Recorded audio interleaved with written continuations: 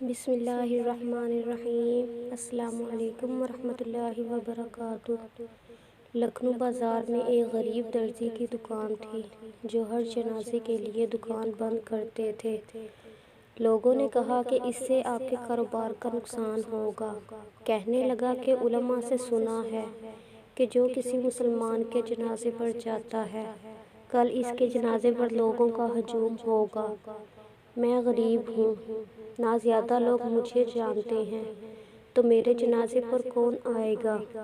اس لیے ایک تو مسلمان کا حق سمجھ کر پڑھتا ہوں، اور دوسرا یہ کہ شاید اسی سے ہی اللہ تعالیٰ راضی ہو جائیں۔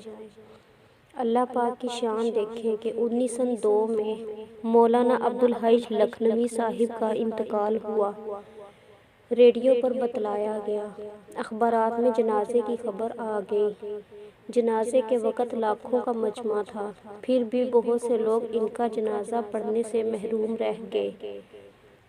جب جنازہ گاہ میں ان کا جنازہ ختم ہوا تو اسی وقت جنازہ گاہ میں ایک دوسرا جنازہ داخل ہوا اور اعلان ہوا کہ ایک اور عاجز مسلمان کا بھی جنازہ پڑھ کر جائیں۔ یہ دوسرا جنازہ اس درزی کا تھا۔ مولانا کے جنازے کے سب لوگ، بڑے بڑے اللہ والے، علماء کرام، سب نے اس درزی کا جنازہ پڑھا، اور پہلے جنازے سے جو لوگ رہ گئے تھے وہ بھی اس میں شامل ہو گئے۔ اس غریب کا جنازہ تو مولانا کے جنازے سے بھی بڑھ کر نکلا۔ اللہ پاک نے اس درزی کی بات پوری کر کے اس کی لاج رکھی۔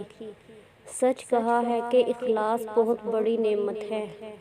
اللہ تعالی ہم سب کی زندگی میں آسانیاں عطا فرمائے، آمین۔